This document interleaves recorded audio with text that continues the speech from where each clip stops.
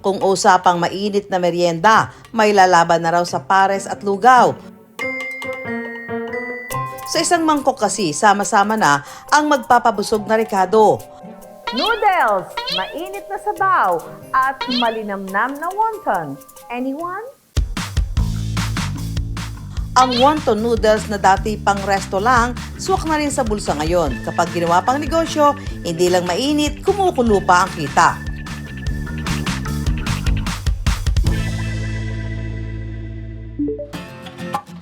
Ready na ang kainang ito para mag-serve sa kanilang mga suki.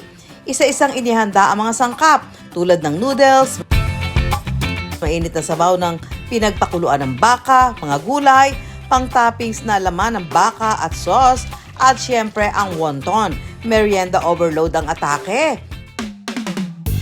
Ang 39 anyos na si Pompom, 4 na taon nang nagtitinda ng wonton noodles.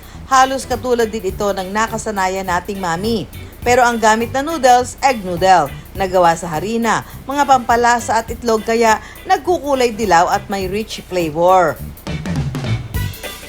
Mahilig din po kasi ako sa beef wonton sa mga Chinese restaurant yun. So naisip ko na yung beef wonton na nakakain ko sa mga Chinese restaurant tapos yung mga pares, pinag-combine ko lang po. Yun po yung ano. Tapos ginawa naming street style. Ang pwesto nilang ito sa Marilao, Bulacan, isa lang sa 5 dinarayong branches ng kanyang negosyo.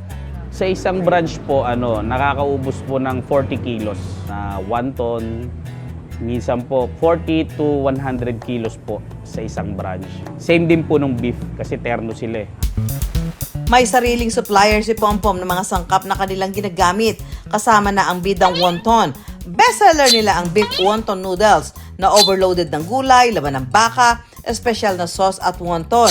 Pwede rin baka o kaya wonton lang ang kasama ng noodles. Kung di naman bet ang karne, merong shrimp version nito. Mabibili ito mula 75 pesos hanggang 165 pesos.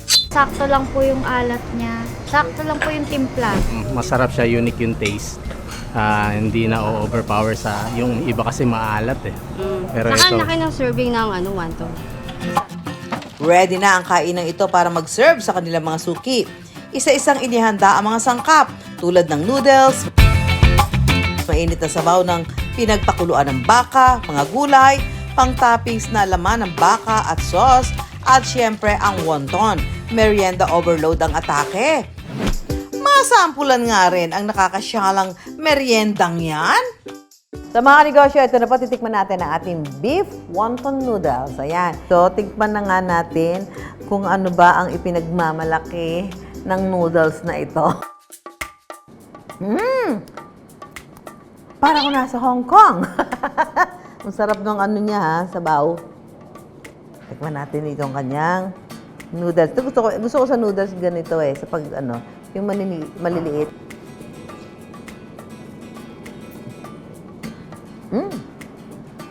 Sarap.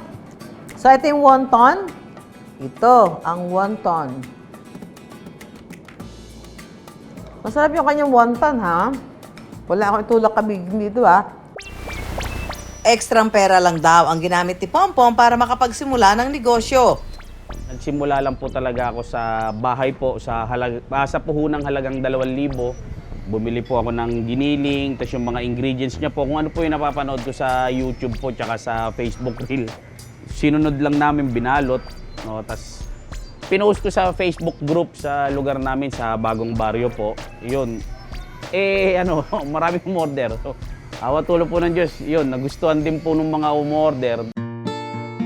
Ang pagbebenta ng wonton noodles, isinibay ni Pompom noon sa dating trabaho bilang ahente ng sasakyan. Maayos naman po yung kinikita ron kasi malaki talaga yung income po namin doon. Kaya lang po may urge lang po talaga na na mas prefer kung nagnanasa akong magnegosyo. Munting kainan lang ang mayroon noon si Pompom kung saan may pwesto at pwedeng magbenta. Doon siya nagtitinda. May nakita kaming maliit na pwesto po ron. Pumwesto kami, ganun din po, hindi rin kaya kasi masyadong maliit yung pwesto. Kailangan makahanap ka ng mas maayos na pwesto. May nakita po kaming maayos na pwesto, main road. Ang problema naman po, nasasakop namin yung bangketa. Dahil sa hirap makahanap ng pwesto, kinailangan munang itigil ni Pompom ang pagbebenta ng wonton. Mahirap kasi mahirap mag-maintain, lalo na nung nagsisimula kami sa totoong pwesto. Kasi hindi naman din kami talaga kilala pa para sumugal. Kasi iba na eh, may monthly bill ng malaki na eh. Malaki na yung bayad sa pwesto, malaki na yung bayad sa tubig, malaki na yung bayad sa kuryente. Tapos 4 to 5 months po kaming parang break-even lang po yung nangyayari. So medyo nung time na ayun yung parang panghihinaan ka ng loob. Matapos ang 2 taon, muling binuhay ni Pompom ang kanyang negosyo. Ang kanyang naging takbuhan para makamit ang success ang kanyang mga kaibigan. Nakahanap siya ng mamumuhunan para muling buhayin ang wontonan. May kaibigan po kasi ako, si Julina Estacio. Siya po yung nagpursige sa akin na siya raw yung mamumuhunan. Nung nakakain po siya ng pagkain, yun, kinalabit lang din po ako, Pom. Ganon, tinanong niya ako, Pom, pwede bang sabi niya, pwede bang magtayo ako nito? Sabi niya ganyan.